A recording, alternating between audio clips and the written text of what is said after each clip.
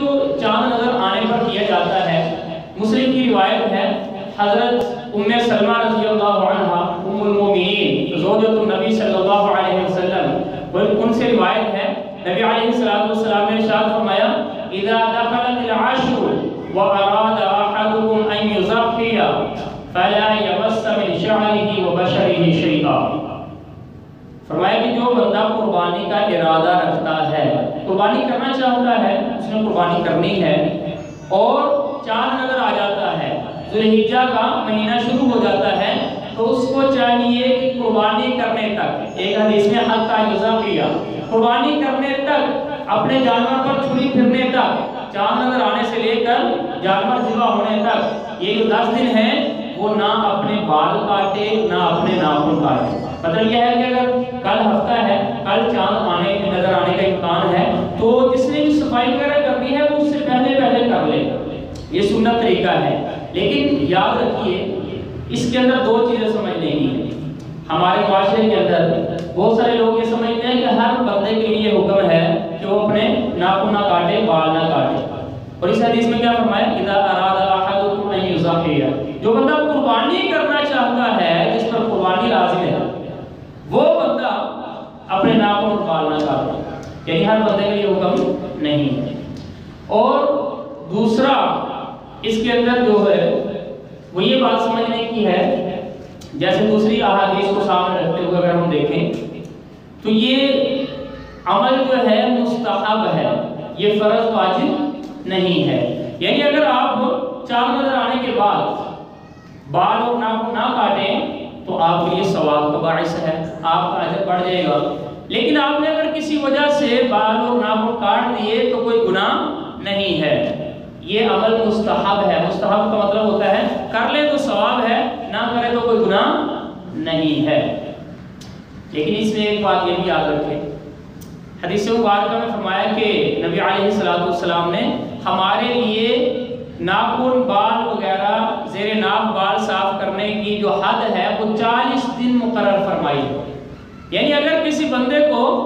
ان دنوں کے اندر 40 دن پورے ہو گئے ہیں زیر ناک بال صاف کیے ہوئے، اب اس کو ضرورت ہے تو اب وہ اس پر لازم ہو گیا ہے بالوں کو صاف کرنا، اب وہ اس حدیث کو دیکھ کر رکے گا نہیں کہ بھائی قربانی کرنے کے بعد میں کاٹوں گا، بلکہ اس کو چاہیے کہ جلدی صفائی کر کے اس حدیث پر عمل کر لے اور 40 دن سے زیادہ بالوں کو بڑھا کر گناہگار نہ ہو جائے۔ تو یہ عرفہ کے حوالے سے اور ذوالحجہ کے حوالے سے جو اعمال تھے وہ آپ حضرات کے سامنے ذکر کر دیے گئے۔ اس کے بعد دیکھیں قربانی کی جو اہمیت ہے وہ آپ حضرات کافی سنتے پڑھتے رہتے ہیں، چند باتیں جو ہے وہ ذکر کرتے ہیں۔ علماء نے لکھا ہے کہ قربانی جو ہے یہ اس کی مشروعیت قرآن کریم سے بھی ہے، حدیث سے بھی ہے اور اجماع امت سے بھی ہے، یعنی ساری امت اس پر متفق ہے۔ سورۃ الکوثر کے اندر فرمایا فَصَلِّ لِرَبِّكَ وَانْحَرْ، آپ اپنے رب کی نماز پڑھیے اور قربانی کیجیے، یہ قرآن کریم کے اندر اس کا حکم آ گیا ہے۔ اور حدیث مبارکہ میں بے شمار حدیثیں ہیں کہ ترمذی کی حدیث ہے، حضرت عبداللہ بن عمر رضی اللہ عنہ فرماتے ہیں اقام رسول اللہ صلی اللہ علیہ وسلم بالمدینہ 10 سنین ویضحی کل سنۃ، آپ صلی اللہ علیہ وسلم مدینہ منورہ کے اندر 10 سال تک رہے، آپ نے ہر سال قربانی کی۔ اور حضرت عائشہ رضی اللہ عنہا یا حضرت ابو ہریرہ رضی اللہ عنہ سے روایت ہے، فرمایا کہ نبی علیہ السلام جب قربانی خریدتے تھے اشترا آپ صلی اللہ علیہ وسلم کبشین عظیمین سمینین املحین اقرنین موجوعین، آپ جو قربانی خریدتے تھے آپ 2 بہترین موٹے تازے اور سفید رنگ کے اور سینگوں والے اور خصی جو جانور ہیں وہ دمبے یا بیڑ وہ آپ خریدا کرتے تھے، ان کی قربانی کیا کرتے تھے۔ اور کیا کرتے تھے فَذَبَحَ أَحَدَهُمَا عَنْ أُمَّتِهِ لِمَنْ شَهِدَ لِلَّهِ بِالتَّوْحِيدِ، اور آپ صلی اللہ علیہ وسلم ایک جانور اپنی امت کی طرف سے، وہ لوگ جو اللہ کی توحید کی گواہی دیتے ہیں اور آپ صلی اللہ علیہ وسلم کی رسالت کی گواہی دیتے ہیں اور ان کے اندر گنجائش نہیں ہے قربانی کرنے کی، ان کی طرف سے، پوری امت کی طرف سے وہ جانور قربان کیا کرتے تھے۔ تو یہ اپنی امت کو آپ جو ہے وہ یاد رکھتے تھے اور اپنے امت کے محتاجوں کو، مسکینوں کو اس ثواب کے اندر شریک فرما لیا کرتے تھے۔ اور دوسرا جو ہے وہ اپنی طرف سے آپ صلی اللہ علیہ وسلم ذبح فرمایا کرتے تھے۔ تو یہ قرآن مجید سے بھی ثابت ہے اور یہ سنت سے بھی ثابت ہے، اور اس طریقے سے امت کا اجماع ہے، شروع سے اس کے اندر کوئی انکار ہی نہیں ہے۔ پورے زمانے کے اندر کوئی ایسا امام، کوئی ایسا مسلمان نہیں پیدا ہوا جس نے قربانی کا انکار کیا ہو، ہر ایک قربانی کرنے کا قائل ہے۔ تو جب یہ قرآن مجید سے ثابت ہے، حدیث سے ثابت ہے، آپ صلی اللہ علیہ وسلم کے عمل سے متواتر ثابت ہے اور امت کا اس پر اجماع ہے، تو پھر اس پر اعتراض کرنا وہ اپنے ایمان کو خراب کرنے والی بات ہے۔ آپ میڈیا میں دیکھیں گے بہت سارے تجزیہ نگار جن بیچاروں کو پتہ ہی نہیں ہوتا اللہ کا قرآن کیا ہے، اور ان کو قل هو اللہ اور آیت الکرسی سے ادھر آ نہیں رہی ہوتی، لیکن وہ بیٹھ کے اعتراض کر رہے ہوتے ہیں کہ یار کیوں اتنے جانور ذبح کر کے ہر سال آپ پیسے ضائع کرتے ہیں، آپ یہی پیسے غریبوں کو دیں، کسی بچی کی شادی کر دیں، کسی مسکین کو کھانا کھلا دیں تو کتنے لوگوں کا فائدہ ہو جائے۔ یاد رکھیے عام طور پہ یہ اعتراض وہ لوگ کرتے ہیں جو نہ قربانی کرتے ہیں نہ کسی غریب کو دیتے ہیں، اور جن کو اللہ نے ہمت دی ہے وہ قربانی بھی کرتے ہیں اور ساتھ ساتھ اپنے محلے کے غریبوں کا بھی خیال رکھتے ہیں۔ تو سب سے بڑی بات یہ ہے کہ جب اللہ کا حکم آ جائے، نبی علیہ السلام کی سنت سے ثابت ہو جائے اور امت کا اجماع ہو جائے تو اس کا انکار کرنا یہ کفر تک پہنچا دیتا ہے۔ ایمان والا کیا ہے؟ ما كان لمؤمن ولا مؤمنة اذا قضى الله ورسوله امرا ان يكون لهم الخيرة، کہ جب اللہ تعالیٰ اور اللہ کے رسول کسی چیز کا فیصلہ کر دیں، کسی ایمان والے مرد عورت کے لیے جائز نہیں ہے کہ وہ آگے اپنی بات چلائے، پھر اللہ اور اس کے رسول کا حکم چلنا ہے۔ تو جب اللہ کا بھی حکم آ گیا، نبی علیہ السلام کی سنت بھی آ گئی، تو اس پر اعتراض کرنا کوئی عقل مندی نہیں ہے، اور اس کے اندر اللہ تعالیٰ نے بڑی حکمتیں رکھی ہیں۔ ایمان والے تو یہاں تک علماء لکھتے ہیں کہ اللہ تعالیٰ نے ابراہیم علیہ السلام کو حکم دیا بیٹے کی قربانی کریں، آپ نے لٹا لیا، چھری چلا رہے ہیں اور کوئی ٹس سے مس نہیں ہو رہے، وہ نیچے والے بھی مطمئن ہیں کہ اللہ کے نام پہ ذبح ہو رہا ہوں، اوپر والے بھی مطمئن ہیں کوئی بات نہیں، اولاد جان مال سب اللہ کے لیے قربان ہیں۔ اب اللہ تعالیٰ نے رحمت فرمائی کہ وہ گلے پہ چھری نہیں چل رہی، اب اللہ تعالیٰ نے وَفَدَيْنَاهُ بِذِبْحٍ عَظِيمٍ، اللہ نے ایک جانور جو ہے وہ جنت سے بھیج دیا کہ آپ اس کو ذبح کر دیں، آپ کو اللہ بیٹے کی قربانی کا ثواب عطا فرما دیں۔ علماء نے یہاں تک لکھا ہے کہ یہ تو اللہ نے رحمت کی ہے کہ جانور کو بھیج دیا، ورنہ اگر اللہ حکم دیتے کہ اپنے بیٹوں کو ذبح کرو جیسے ابراہیم نے ذبح کیا ہے، تو ایمان والے اس سے بھی پیچھے نہیں ہٹتے، وہ اپنی اولادوں کو بھی اللہ کے لیے قربان کر دیتے۔ یہ تو اللہ نے رحمت فرمائی ہے کہ اس کے بدلے میں جانور کو ذبح کرنے کا حکم دے دیا ہے، تو اس لیے اس پر اعتراض یہ بالکل فضول بات ہے۔ ایسے لوگ جو ہیں وہ نہ خود قربانی کرتے ہیں، نہ غریبوں کا خیال رکھتے ہیں، اور دوسروں کو بھی جو ہے اس کا موقع نہیں دیتے ہیں۔ اور اس میں یہ بھی بات ہے کہ جو بیچارے غریب فقراء مساکین جنہوں نے پورا سال نہ کبھی گائے کا گوشت دیکھا ہوتا ہے، اور بکرے کا گوشت تو ان کی پہنچ سے بہت باہر ہوتا ہے، اور اونٹ کا گوشت بھی برائے نام کبھی کہیں سے نظر آتا ہے، تو ان لوگوں کو اللہ تعالیٰ آسانی کے ساتھ یہ گوشت کھانے کا موقع عطا فرما دیتے ہیں۔ اس لیے قربانی جو ہے یہ اس کے بارے میں کوئی اعتراضات کسی ایمان والے کے دل میں دماغ میں نہیں ہونے چاہیے۔ جس کے دل میں اعتراض ہیں اور اس طرح کے اشکال ہیں، شکایتیں ہیں، ان کو اپنے ایمان کی فکر کرنی چاہیے۔ حضرت زید بن ارقم رضی اللہ عنہ کی روایت ہے، انہوں نے نبی علیہ السلام سے فرمایا کہ قال اصحاب رسول اللہ صلی اللہ علیہ وسلم یا رسول اللہ ما هذه الاضاحی، صحابہ کرام نے پوچھا اللہ کے رسول یہ قربانی کیا ہے؟ فرمایا سنت ابیکم ابراہیم، یہ تمہارے باپ ابراہیم کی سنت ہے، اس کو اللہ تعالیٰ نے جاری فرمایا ہے۔ اب اگلا سوال کر دیا، قالوا فما لنا فیہا یا رسول اللہ، ٹھیک ہے اللہ کے رسول یہ سنت ہے وہ تو ہم نے ادا کرنی ہے، ہمیں اس کے بدلے میں کیا ملے گا؟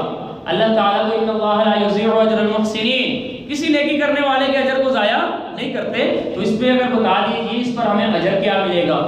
دیکھیں صحابہ کرام نے ہمارے لیے کتنی آسانیاں فرما دی، ہمارے لیے کتنی جو ہے وہ راہیں کھول دی، ہمارے دل کو کتنی تسکین دینے کے لیے انہوں نے سوالات کیے. تو فرمایا کہ اللہ کے رسول ہمیں اس میں کیا ملے گا؟ قال بكل شعرة حسنة، ہر بال کے بدلے میں اللہ آپ کو نیکی عطا فرمائے. جانور کے ہر بال کے بدلے میں اللہ آپ کو نیکی عطا فرمائے.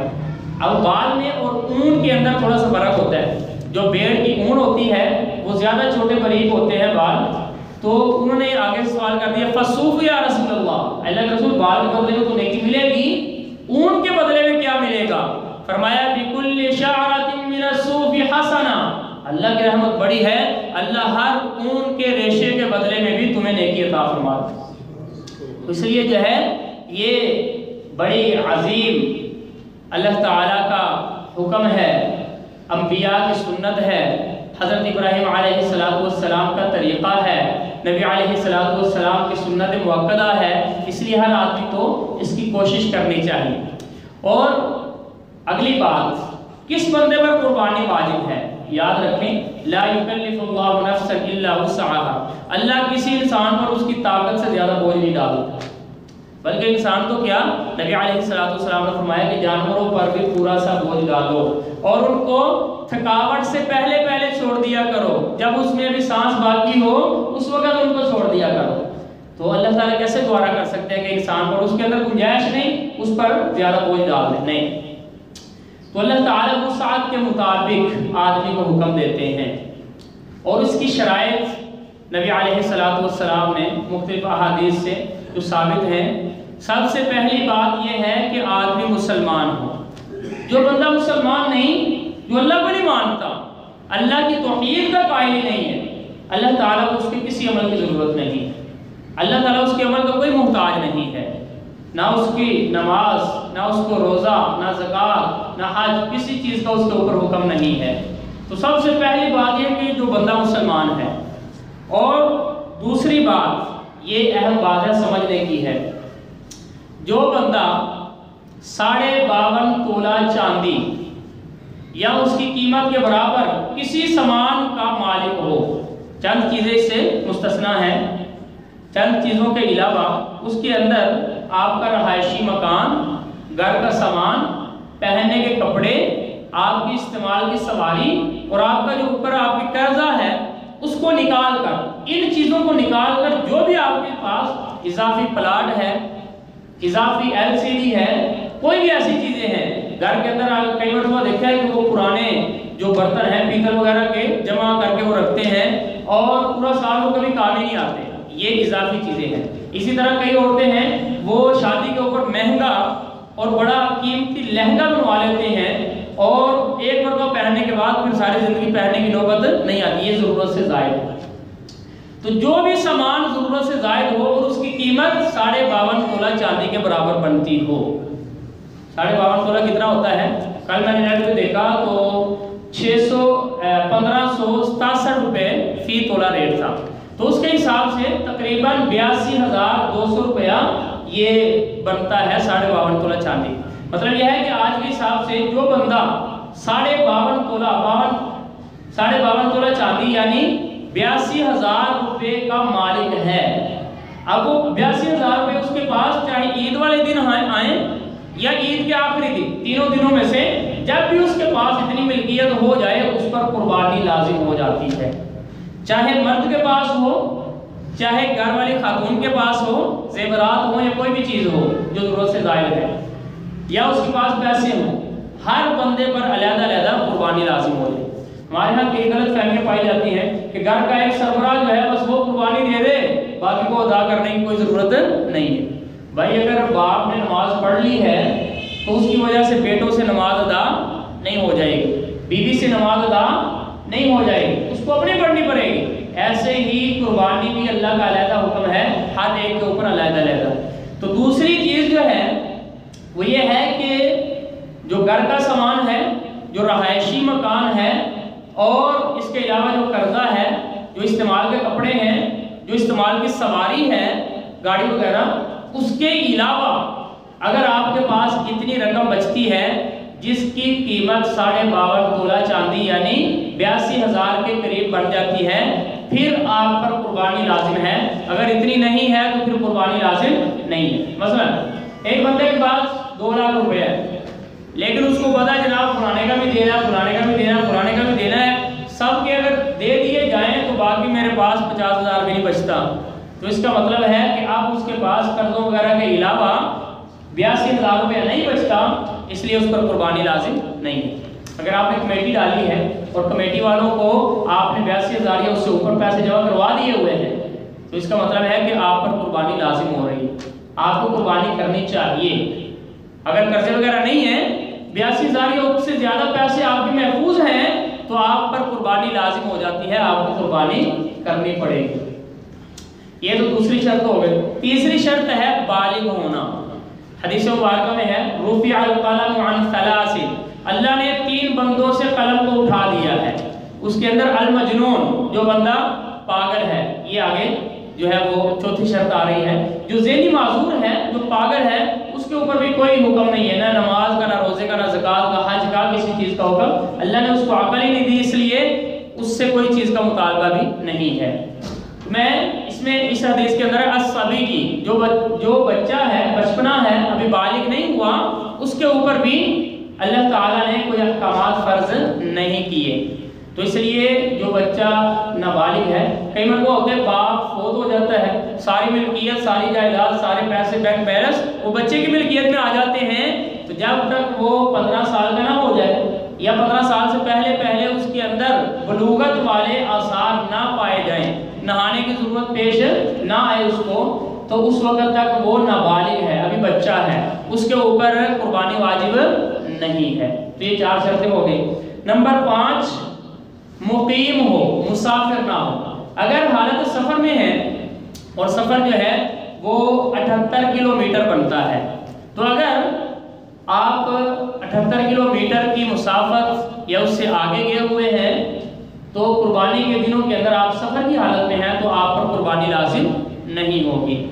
دیکھیں سورۃ توبہ کے اندر اللہ تعالیٰ نے جو زکوٰۃ مصرف بتایا نا، جن کو آپ زکوٰۃ دے سکتے ہیں، اس کے اندر وابن السبیل، مسافر کو بھی گنا ہے، یعنی وہ زکوٰۃ لینے والا ہے، اس کے اوپر کوئی چیز دینا لازم نہیں ہے، تو اس لیے مسافر جو ہے، اور محلہ ابن حزم کے اندر صحابہ کرام کے آثار لکھے ہیں کہ ابن مسعود رضی اللہ عنہ کے جو اصحاب تھے، جو ساتھی تھے، وہ حج وغیرہ کرتے تھے، ان کے پاس سونا بھی ہوتا تھا، چاندی بھی ہوتا تھا، لیکن وہ سفر میں ہونے کی وجہ سے قربانی نہیں کیا کرتے تھے۔ اس کے علاوہ بھی بے شمار جو ہے وہ آثار اس کے اندر ملتے ہیں۔ تو یہ 5 شرطیں ہیں جس بندے کے اندر پائی جائیں، جس مرد یا عورت کے اندر پائی جائیں، اس پر قربانی لازم ہے، اس کے علاوہ پر لازم نہیں ہے۔